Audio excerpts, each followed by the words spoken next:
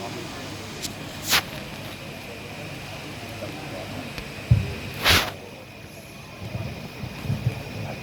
Ibu hadirin yang hormati, selanjutnya sambutan Menteri BUMN pada Bapak Erick Thohir BA MBA, kami persilakan.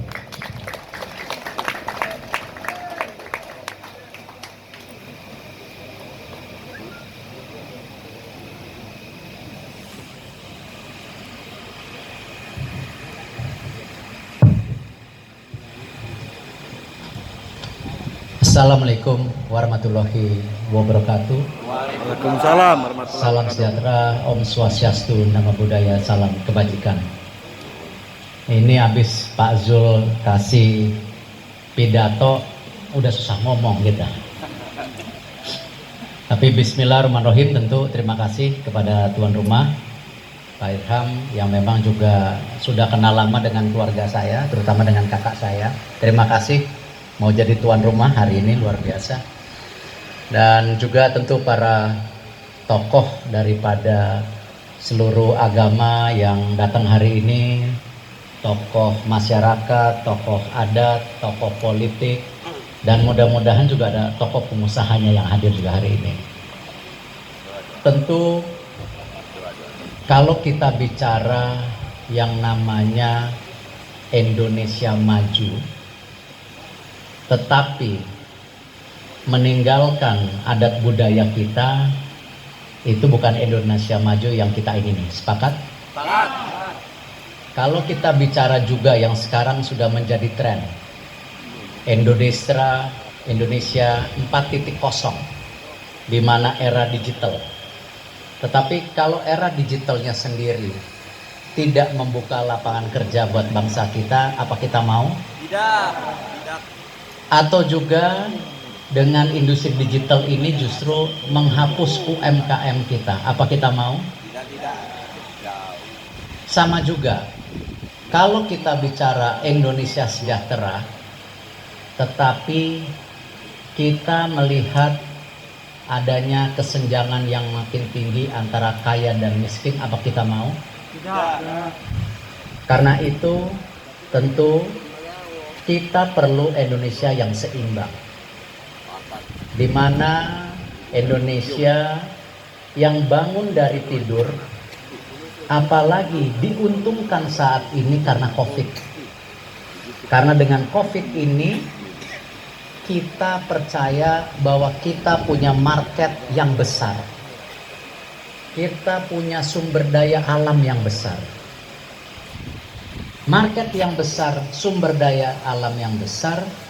Kalau kita sendiri sebagai bangsa tidak memanfaatkan, yang salah siapa? Yang salah kita.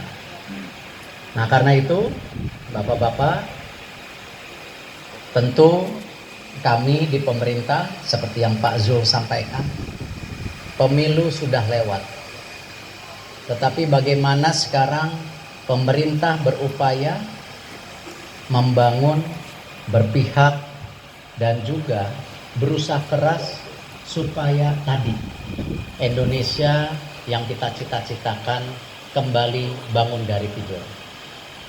Tentunya saya ditugaskan pada hari ini sebagai Menteri BUMN, tugasnya sangat berat, tetapi insya Allah kami di Kementerian BUMN sekarang sedang melakukan transformasi yang besar-besaran. Karena BUMN adalah tulang punggung kedua untuk Indonesia. Yang nomor satu tentu anggaran negara saat ini. Yang kedua tentu BUMN. Karena itu transformasi yang ada di BUMN, kita ingin memastikan BUMN adalah lokomotif daripada pembangunan nasional, tetapi juga merupakan lokomotif yang bisa membangun tadi kehidupan rakyatnya. Kita dalam setahun 8 bulan lebih ini, kita mereformasi perbankan kita. Bank Rakyat Indonesia yang tadinya 40% korporasi, hari ini kita rubah harus bank yang pro UMKM. Alhamdulillah BRI sekarang pinjamannya hanya 18 korporasi, sisanya ke UMKM. Tidak cukup di situ, kita sinergikan Bank Rakyat Indonesia di bawah strategi ultra mikro bersama Penggadaian dan PNM supaya apa?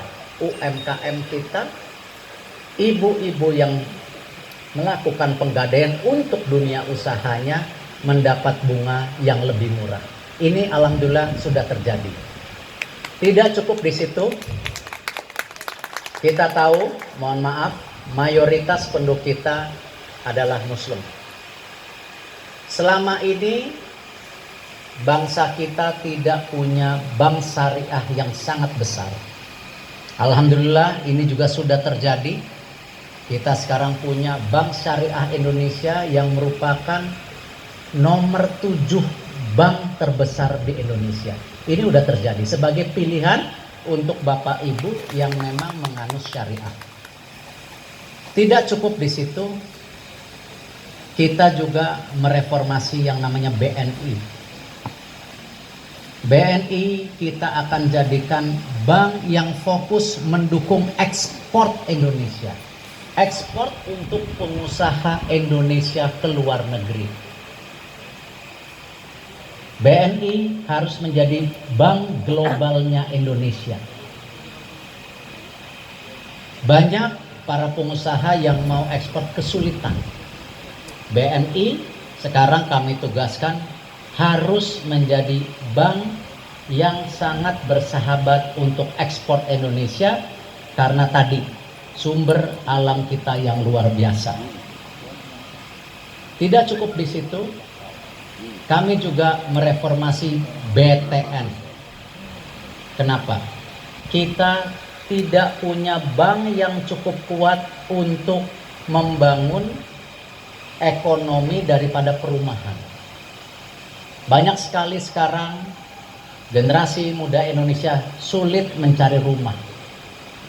Mahal. Karena itu BTN sekarang menjadi mortgage bank, bersinergi dengan PT Kereta Api dan Perumnas. Sekarang kita coba memanfaatkan aset-aset yang ada di kereta api untuk membangun apartemen murah untuk milenial. Ini kita sudah lakukan. Alhamdulillah, mohon maaf di Jakarta sudah ada 3. Tetapi mudah-mudahan bisnis model ini bisa kembangkan ke daerah-daerah juga tadi, agar akses perumahan itu mudah didapatkan. Sama juga ketika kita bicara ekonomi UMKM, kita tidak ada kalah pentingnya juga membangun tadi ekonomi daerah dan ekonomi pesantren. Tadi sebelum ke sini saya bicara dengan Pak Zul, kita punya program Petra Shop. Petra Shop ini targetnya 10.000 Petra Shop. Dan kita akan beri kesempatan 5.000 buat pesantren, 5.000 buat pengusaha daerah. Dan ini sudah ada financingnya, baik dari BSI kalau yang pesantren, kalau pengusaha daerah tentu dari BRI Mandiri yang bisa juga siap melakukan. Keseimbangan, keberpihakan kita perlukan. Tidak lain seperti Pak Zul bilang tadi, kita itu adalah negara kesatuan yang memang harus bergotong royong. Dan insya Allah tanpa presiden atau tadi wapres Pak Zul, saya juga sudah datang ke sini waktu itu dengan Gubernur Pak Rinal dan Menteri Parekraf sebelumnya Pak Wisnu Tama. Kita ingin yang namanya Lampung bisa menjadi pusat pariwisata Sumatera. Apa yang kita lakukan di Bakauni?